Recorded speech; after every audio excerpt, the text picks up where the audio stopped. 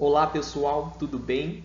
Sejam todos bem-vindos à nossa disciplina de Teologia da Educação Cristã. Uma disciplina fantástica e tenho certeza que vocês vão gostar muito. Vamos orar? Convido você, se possível, fecha os olhos e nós vamos orar ao Senhor. Oremos. Pai, queremos pedir perdão pelos nossos pecados, queremos pedir a luz, a sabedoria, a inteligência, a graça do Senhor e que todo o conhecimento que nós adquirir, que seja usado na igreja local, na tua obra, para a honra e glória do teu nome. Em nome de Jesus, amém. Graças a Deus. Pessoal, vamos lá, vejamos. Na disciplina de Teologia da Educação Cristã, além do livro-texto que o Setebari tem, eu indico também para vocês o livro do teólogo Claudionor de Andrade, Teologia da Educação Cristã. Este livro é fenomenal, ele é muito bom, e eu tenho uma admiração pela CPAD, que é uma editora da Assembleia de Deus, porque é uma editora que preza por uma teologia conservadora, pentecostal, e é uma editora que transmite a teologia pentecostal para as comunidades pentecostais. E a Igreja Assembleia de Deus tem a nossa admiração porque é uma igreja que conseguiu unir tanto a busca pelo Espírito quanto a busca pelo conhecimento.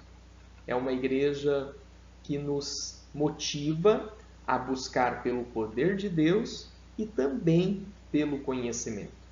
A importância de unir os dois, tanto a unção quanto o conhecimento. Então, na Assembleia de Deus, como tantas e outras igrejas, a Assembleia de Deus é uma igreja que é cheia de Deus, que prioriza a busca pelo poder de Deus, e é uma igreja que tem escola bíblica, mestres, editora, eles incentivam a busca pelo conhecimento. Então, é uma igreja que faz-se necessário ressaltar a sua importância. Uma igreja que busca pelo poder e também pelo conhecimento. Muito motivacional para nós. Eu indico este livro do teólogo Claudionor de Andrade, que é um teólogo assembleiano, e ele trabalha sobre a teologia da educação cristã. O ensino faz parte do plano de Deus para a sua igreja. Então, nós podemos ver a fundamentação bíblica no texto de Efésios capítulo 4 e o versículo 11. Olha só que interessante. E ele mesmo deu uns para apóstolos. Então, olha para a palma de sua mão. Olhou para a palma de sua mão? Olha para o polegar. O polegar representa os apóstolos. E outros para profetas. Olha para o seu dedo indicador. O profeta é aquele que aponta o caminho, é aquele que dá a direção. E outros para evangelistas.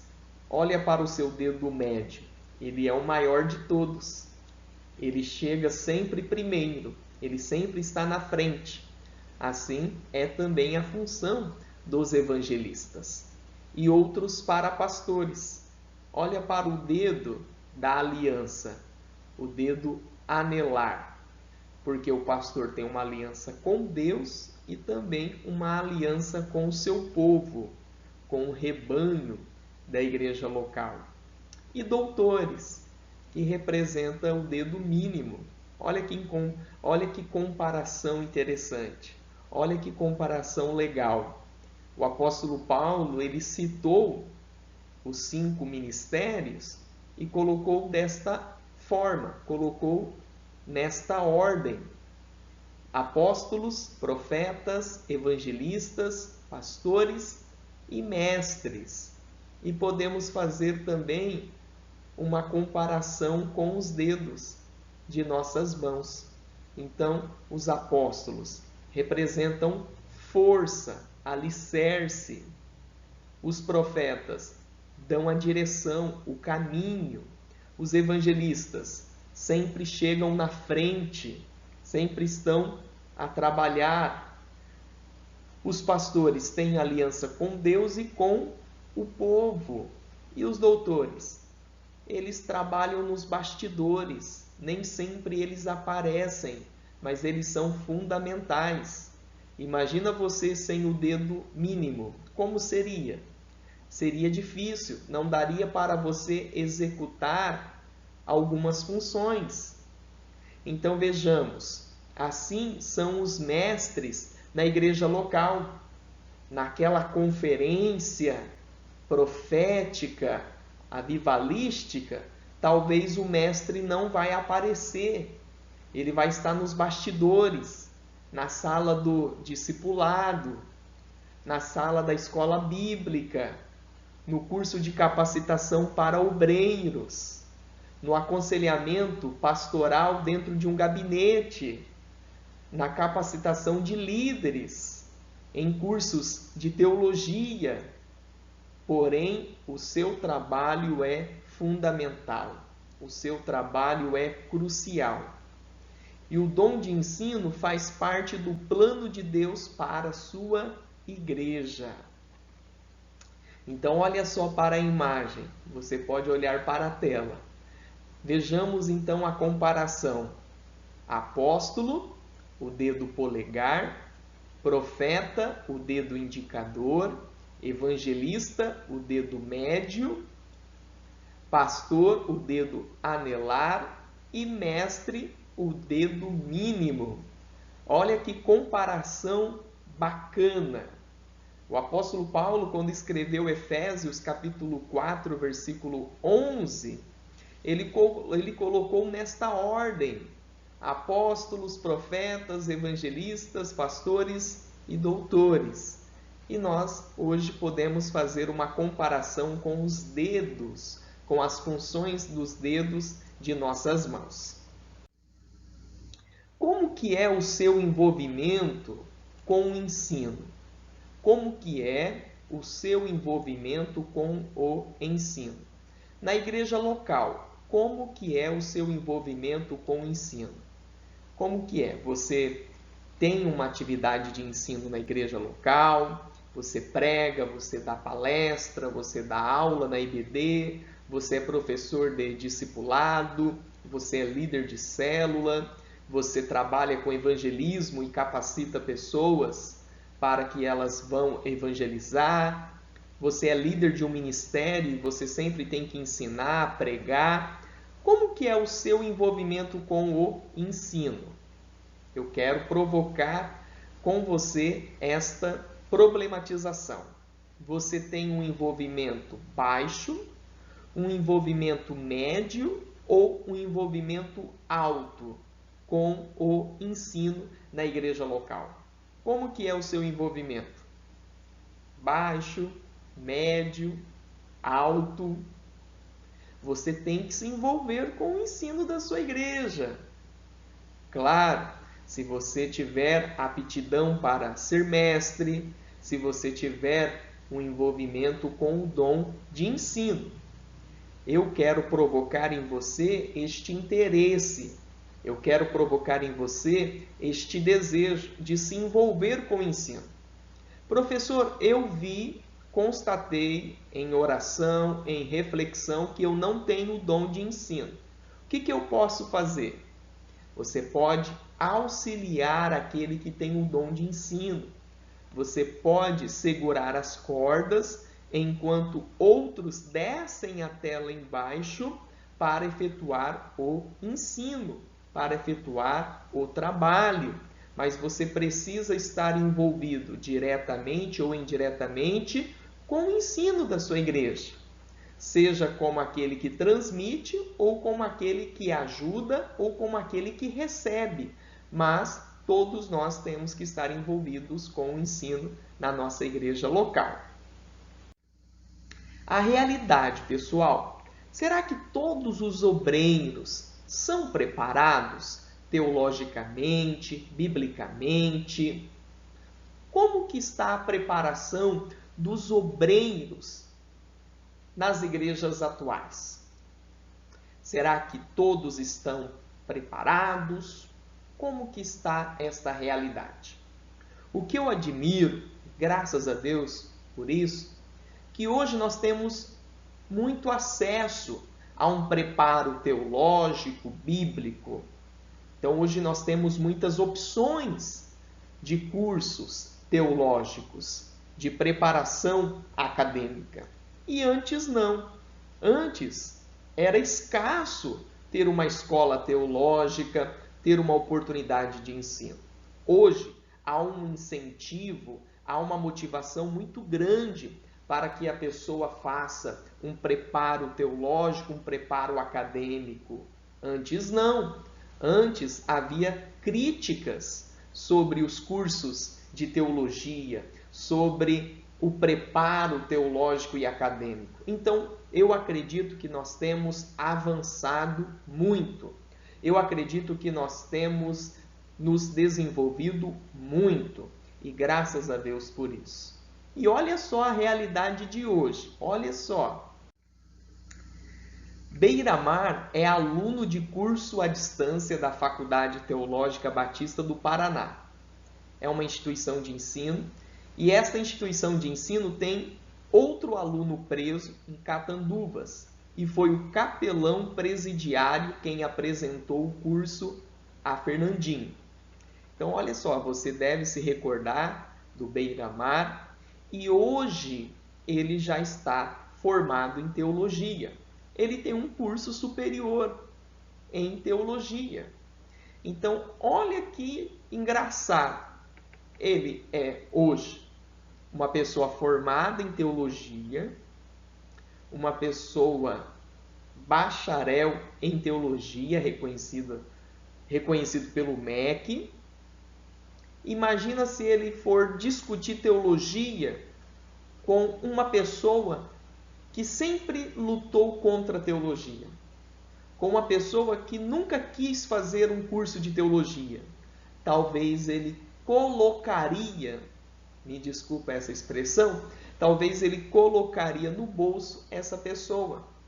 Ou não, porque há aqueles que não fizeram a teologia, mas são autodidatas, que é um caminho mais árduo, mais áspero, estudar por si só, por conta própria, mas há pessoas que sim, estudam, leem, se dedicam e de fato até conseguiriam se sair bem. Mas e aquele que lutou contra a teologia, que sempre falou mal da teologia, que nunca estudou, se deparasse hoje com o Beiramar? Talvez Fernandinho Beiramar teria mais ferramentas, capacidade, condições para travar um debate bíblico e teológico. Olha só que ironia. Olha quem faz teologia e já deve estar formado. Beiramar, Fernandinho Beiramar. Os dois lados da mesma moeda. Então vejamos. As igrejas, as denominações, será que elas apoiam o ensino? Será que elas defendem o ensino? Então vejamos, algumas igrejas e seus ensinos. A Mackenzie, a grande universidade presbiteriana, a IBAD, o Instituto Bíblico das Assembleias de Deus, a PUC, uma universidade católica, FATAP, uma faculdade teológica adventista, o Marista, também uma instituição da Igreja Católica, e o Colégio Adventista, que por sinal é uma grande instituição. Meu filho está estudando no Colégio Adventista e nós só temos que agradecer. É uma baita instituição. Então vejamos, aqui são apenas algumas igrejas com os seus ensinos em que eu estou apresentando. É claro que temos outros. Então é muito interessante nós olharmos para as igrejas que se apresentaram para a sociedade e para o mercado com ofertas de ensino e educação. A FTB, FTBP, a Faculdade Teológica Batista do Paraná, que hoje é a FABAPAR, também é uma instituição que oferta ensino e é da Igreja Batista. Olha que interessante que nós temos aqui. Instituições que apresentam seus ensinos. Agora nós vamos ver as igrejas que ainda não têm faculdades teológicas. Então nós temos aqui a Igreja Universal. Tanto é que o bispo Edir Macedo, quando ele fundou a Igreja Universal, ele até abriu uma faculdade teológica, mas depois ele constatou alguns equívocos a respeito do seu projeto eclesiástico, e daqui a pouco eu falo sobre isso, e ele até escreveu um livro, A Libertação da Teologia, e fechou a faculdade de teologia. Daqui a pouco eu falo sobre isso. A Igreja Mundial, Igreja do Poder de Deus, também não tem um curso teológico, uma faculdade de teologia. E é necessário, é importante a igreja, a denominação, ter uma escola teológica, um seminário, uma faculdade teológica. Olha só que interessante. O Edir Macedo, quando ele abriu a denominação universal, ele até abriu uma faculdade teológica. Mas vejamos, olha só o que aconteceu. A igreja manteve por alguns anos a Faculdade Teológica Universal do Reino de Deus, FATURD, na cidade do Rio de Janeiro, que fornecia cursos básicos de teologia em 3 anos e o bacharelado em 4. A iniciativa acabou quando o bispo Edir Macedo entendeu que, para alcançar seus objetivos expansionistas, a formação teológica, além de inútil, desapareceria com o tempo, pois reduzia o fervor dos estudantes e os mantinha distante de seus interesses reais e das necessidades imediatas das pessoas que frequentavam a IURD. Então, olha só, ele abriu a FATURD, Faculdade Teológica da Igreja Universal, mas percebeu que os alunos perdiam aquele fervor de seguir as orientações que ele dava, porque esses alunos ficavam mais críticos, mais racionais. Ele não apenas extinguiu essa faculdade teológica, como também, iniciando uma controvérsia com a erudição teológica, publicou o livro A Libertação da Teologia, título no qual critica o que ele chamou de cristianismo de muita teoria e pouca prática, muita teologia, pouco poder, muitos argumentos, pouca manifestação, muitas palavras, pouca fé. Foi a atitude do bispo Edir Macedo. O que você pensa sobre isso? Você concorda? Qual é a sua opinião?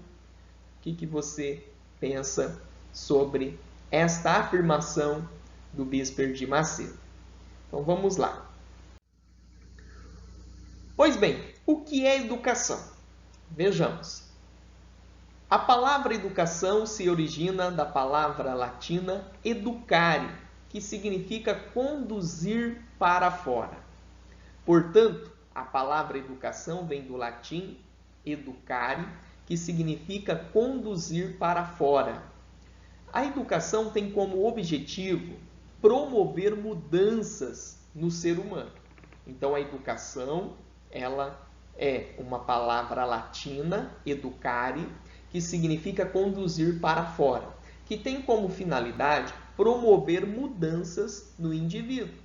Quando a pessoa passa por uma instituição de ensino e segue corretamente as propostas de ensino e aprendizagem daquela instituição, a pessoa não sai mais a mesma. A pessoa sai transformada, impactada mudada pela transmissão do ensino. Educação é um processo de desenvolvimento do ser humano, visando a sua melhor integração individual e social.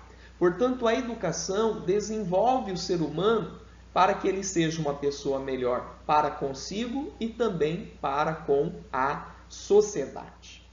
Portanto, o que é educação? A palavra educação vem do latim educare, que significa conduzir para fora. Em linhas gerais, educação tem como objetivo promover mudanças no ser humano. Agora pense comigo. Se a educação por si é uma ferramenta que promove mudanças no indivíduo, imagina a educação cristã, que é um ensino bíblico e teológico que visa o amadurecimento cristão e o desenvolvimento da liderança eclesiástica. Então pensa comigo no valor da educação cristã. Por meio da educação cristã, que é um ensino bíblico e teológico que visa o amadurecimento cristão, por meio da educação cristã, podemos e devemos promover mudanças no ser humano, no cristão. É onde a pessoa começa a beber leitinho, conforme o apóstolo Paulo usa esta linguagem figurada nas cartas à igreja de Corinto, até se tornar aquele que venha comer uma comida sólida. Então a pessoa começa com leitinho até chegar à comida sólida.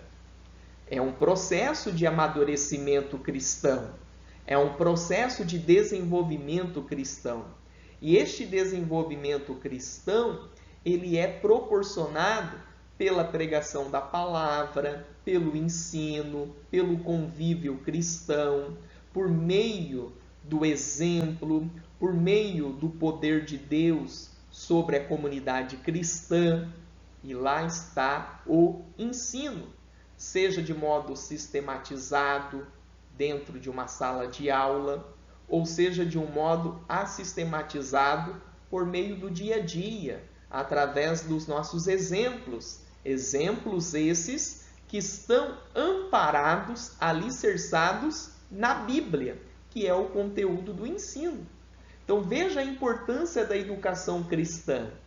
Pela educação cristã, nós podemos revolucionar o mundo. Pela educação cristã, nós podemos abençoar famílias. Pela educação cristã, nós podemos alcançar as futuras gerações com as crianças que estão frequentando as salas infantis das nossas igrejas durante os cultos públicos, que eles não devem estar ali somente para brincar. Eles não devem estar ali somente para se divertir. Não! As nossas crianças frequentam as salas infantis de nossas igrejas ao longo dos cultos públicos para que elas possam ouvir a palavra de Deus, conhecer a palavra de Deus, para que elas sejam alcançadas e transformadas pela palavra de Deus. Então veja a importância da educação cristã. Quantos lares podemos alcançar por meio da educação cristã? Quantos casamentos podemos salvar por meio da educação cristã? Quantos cristãos passarão a ter um ótimo testemunho de vida quando eles conhecerem a verdade? Porque a verdade liberta. Então veja a importância da educação cristã. O que podemos dizer então dos líderes, dos obreiros, pessoas bem preparadas para ajudar outras vidas, para ajudar outras pessoas e não cegos guiando outros cegos? Vejamos a importância da educação cristã. Pensar em educação. Aluno versus estudante. O aluno, ele é passivo. O estudante, ele é ativo. O aluno, ele só estuda porque vai ter prova e ele precisa alcançar uma média. Se ele não alcançar uma média, ele vai ser reprovado.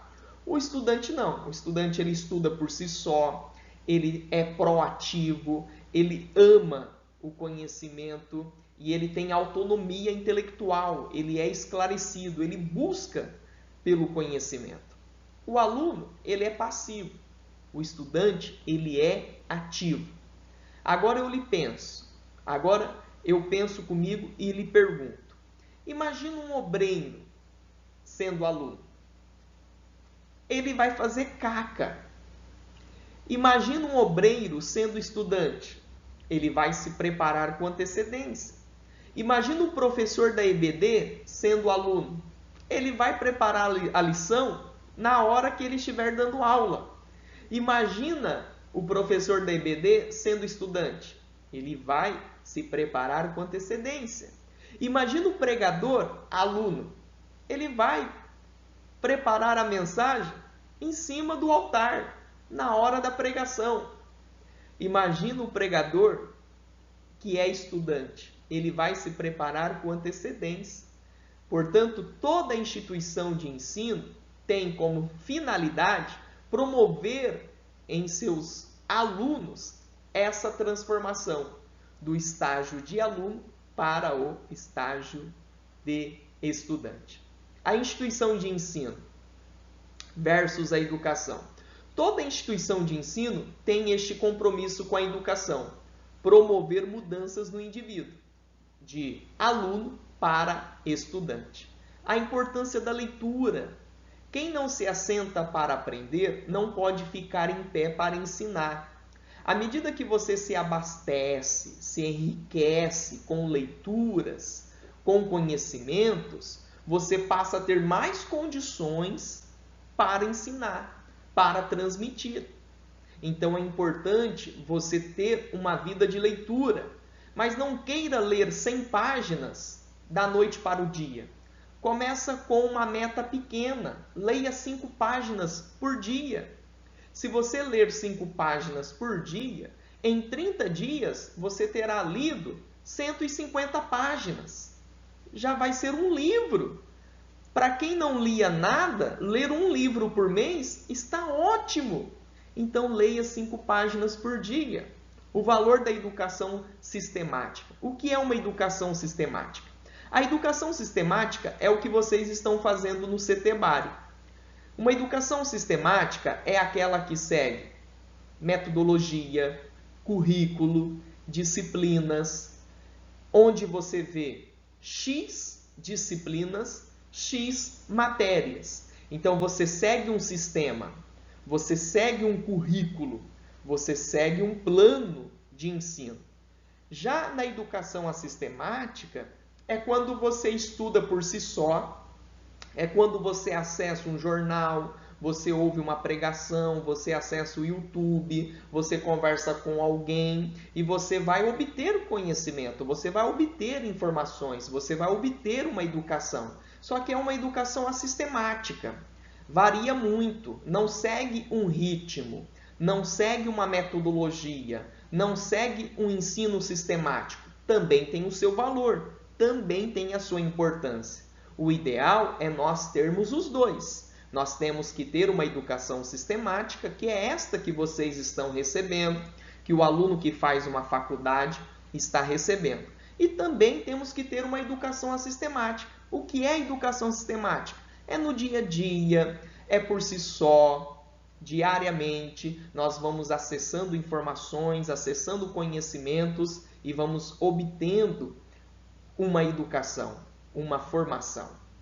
A força do hábito.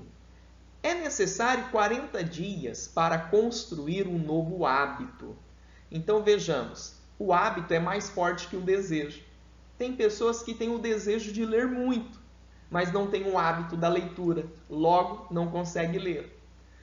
É necessário a pessoa criar o hábito da leitura, do estudo, da dedicação pela busca do conhecimento. Então cria em si um hábito. Começa a criar o hábito da leitura da Bíblia. Começa a criar o hábito da leitura de 5 páginas de um livro. Começa a criar o hábito de começar algo e terminar. Começa a forçar a criação de novos hábitos. E você levará para a vida esses valores, essas virtudes, esses hábitos produtivos, positivos e agradáveis. A necessidade de investir em educação. O melhor retorno que se tem é o investimento em educação. Eu não me arrependo, eu gastei muito recurso na minha formação de licenciatura em filosofia, não me arrependo.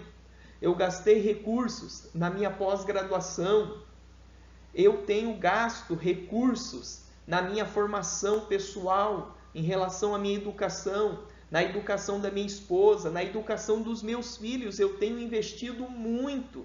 Eu tenho gasto muito recurso, mas eu não me arrependo. Por quê? Investir em educação é o melhor retorno.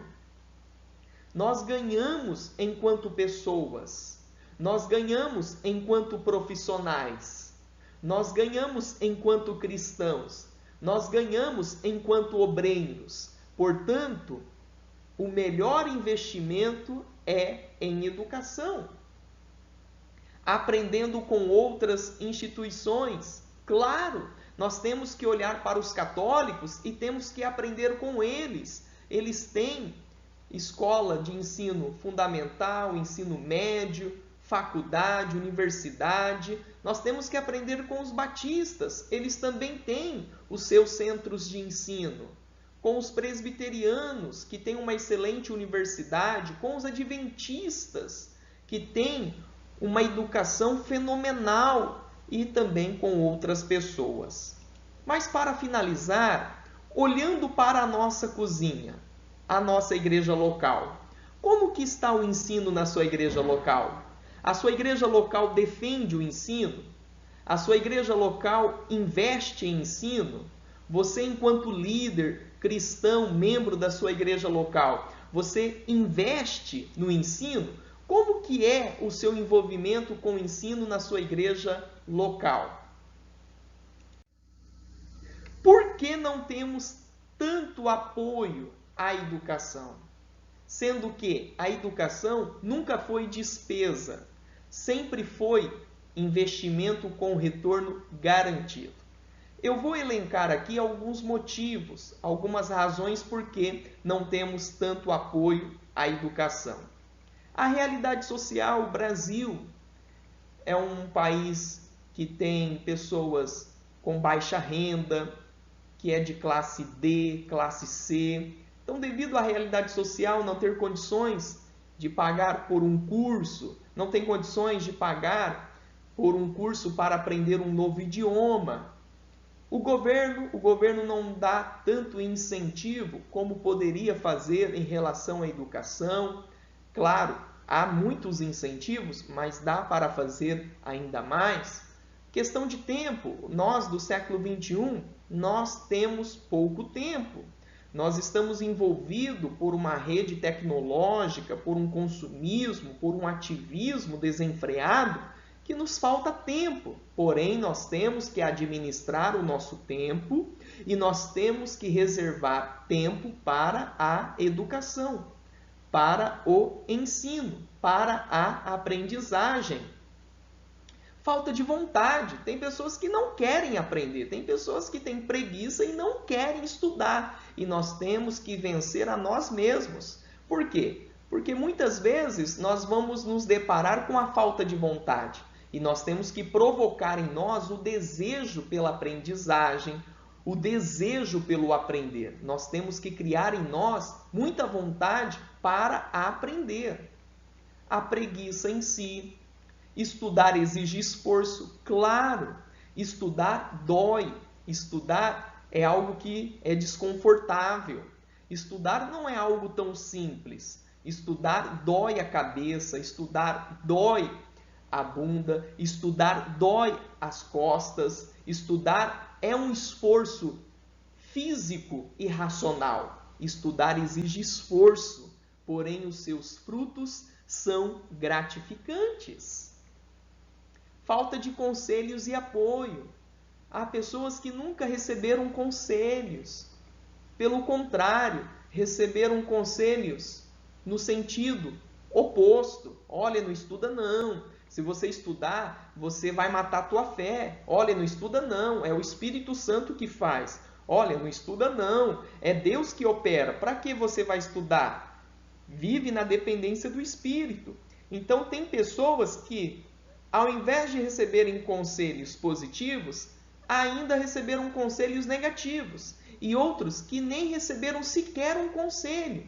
Então, que nós, enquanto pessoas esclarecidas, nós temos que aconselhar outros e dizer, olha, vale a pena estudar. Billy Graham, o grande pregador, o grande evangelista do século XX, ele foi indagado. Billy Graham, se você pudesse voltar o tempo e iniciar o seu ministério, o que você faria diferente daquilo que você fez ao longo do seu ministério? Ele diz, eu teria mais tempo para o estudo, para o preparo, para o conhecimento, e só depois eu daria início ao meu ministério. Olha que interessante. Então, o grande pregador Billy Graham, depois dá uma pesquisa, depois faz uma pesquisa sobre o Billy Graham, ele disse, olha, eu teria um preparo maior e só depois eu daria início ao ministério. Billy Graham disse isso. E a dura e difícil vida mansa. A dura e difícil vida mansa. Por quê? Porque estudar dói. Estudar não é tão simples assim. Ok? Vou ficando por aqui. Que Deus nos abençoe. Até mais. E em breve nós voltaremos com as nossas aulas presenciais. Um forte abraço. Até mais.